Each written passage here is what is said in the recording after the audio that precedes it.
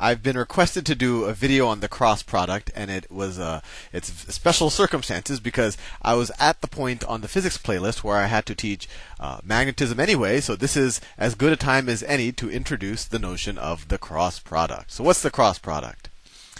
Well, we know about vector addition, vector subtraction, but what happens when you multiply vectors? And there's actually two ways to do it, with the dot product or the cross product. And just keep in mind, these are, well, really every operation we've learned is defined by human beings for some other purpose, and there's nothing different about the cross product. I take the time to say that here because the cross product, at least when I first learned it, seemed a little bit unnatural. Anyway, enough talk, let me show you what it is. So the cross product of two vectors, let's say I have vector A cross vector B, and the notation is literally like the times sign that you knew before you started taking algebra and using dots and parentheses. So it's literally just an X. So the cross product of vectors A and B, it's equal to, and this is going to seem very bizarre at first, but hopefully we can get a little bit of a visual feel of what this means. It equals the magnitude of vector A times the magnitude of vector B times the sine of the angle between them, the smallest angle between them. And now this is the kicker. And this quantity is not going to be just a scalar quantity. It's not just going to have magnitude. It actually has direction. And that direction we specify by the vector n, the unit vector n. We could put a little cap on it to show that it's a unit vector.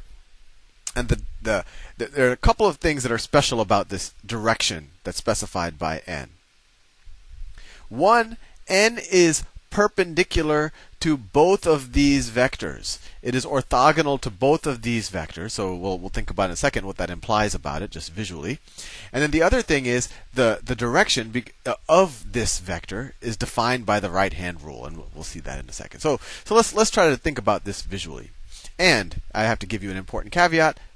You can only take a cross product when we are dealing in 3 dimensions. A cross product really has, maybe you could define a use for it in other dimensions, or a way to take a cross product in other dimensions, but it really only has a use in 3 dimensions. And that's useful because we live in a 3-dimensional world. So let's see. Let's take some cross products. And I think when you see it visually, it will make a little bit more sense, especially once you get used to the right-hand rule. So let's say that this is, let's say that's vector B.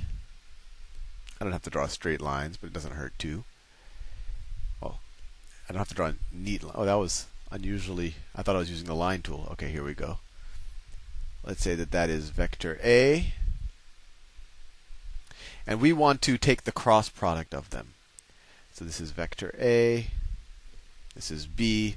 I'll probably just switch to one color because it's hard to keep switching between them.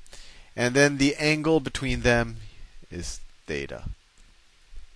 And let's say the length of A is, I don't know, let's say it's, magnitude of A is equal to 5.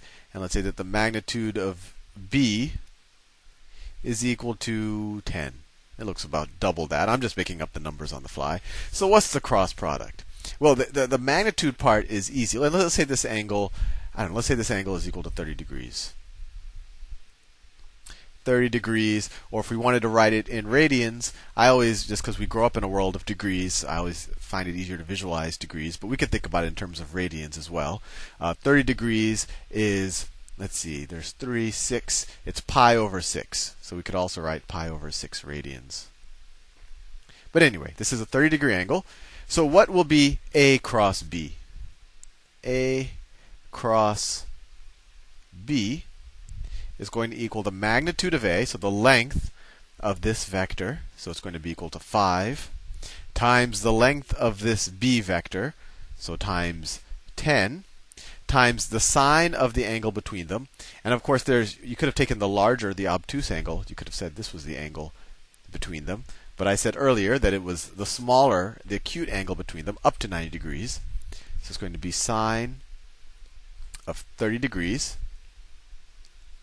times this vector n, and it's a unit vector, so I'll go over what direction it's actually pointing in a second. Let's just figure out its magnitude. So this is equal to 50, and what's sine of 30 degrees? Sine of 30 degrees is 1/2. You could type it into your calculator if you're not sure. So it's 5 times 10 times 1/2 times the unit vector. I don't like that color. So that equals 25 times the unit vector. Now this is where it gets, depending on your point of view, either interesting or confusing. So what direction is this unit vector pointing in? So what I said earlier is it's perpendicular to both of these. So how can something be perpendicular to both of these? It seems like I can't draw one. Well, that's because right here where I drew A and B, I'm operating in 2 dimensions. But if I have a third dimension, if I could go in or out of my writing pad, or from your point of view, your screen, then I have a vector that is perpendicular to both. So imagine a vector that's, I wish I could draw it, that is literally going straight in at this point or straight out at this point.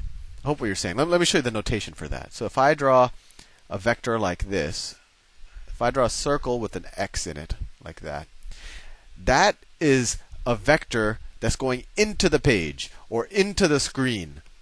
And if I draw this, that is a vector that's popping out of the screen. And where does that convention come from? It's from an arrowhead. Because what does an arrow look like? An arrow, which is our convention for drawing vectors, but an arrow looks something like this. The tip of an arrow, it's circular and it comes to a point. So that's the tip. If you look at it head on, if it was popping out of the video. And then what does the tail of an arrow look like? It has fins, right? There'd be one fin here, and then there'd be another fin right there. And so if you took this arrow and you were to if you were to go into the page and just see the back of the arrow or the behind of the arrow, it would look like that. So this is a vector that's going into the page, and this is a vector that's going out of the page. So we know that n is perpendicular to both A and B. And so the only way you can get a vector that's perpendicular to both of these is it essentially has to be perpendicular or normal or orthogonal to this plane, to the plane that's your computer screen. But how do we know if it's going into the screen, or how do we know if it's coming out of the screen, this vector n? And this is where the right-hand rule. I know this is a little bit overwhelming. We'll do a bunch of example problems. But the right-hand rule, what you do is you take your right hand, that's why it's called the right-hand rule, and you take your index finger and you point it in the direction of the first vector in your cross product. And order matters.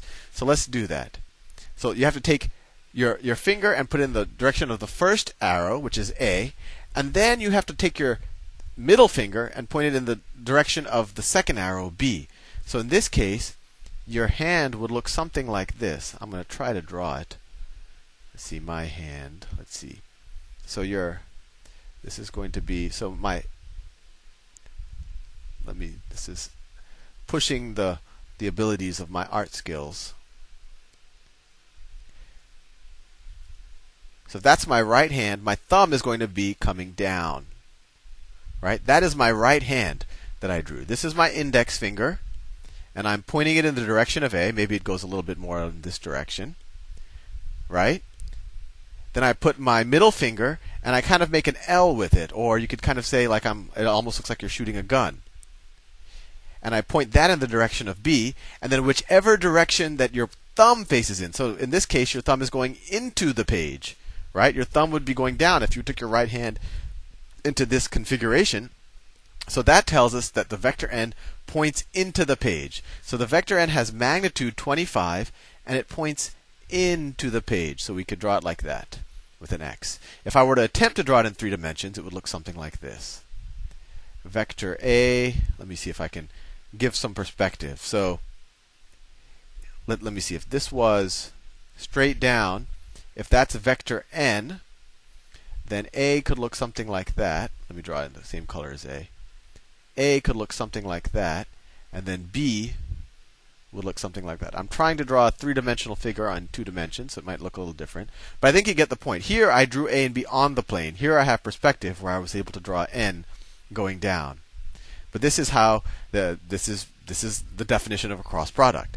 Now, I'm going to leave it there just because for some reason YouTube hasn't been letting me go over the limit as much. And I will do another video where I do several problems, and actually in the process I'm going to explain a little bit about magnetism, and we'll take the cross product of several things, and hopefully you'll get a little bit better intuition. See you soon.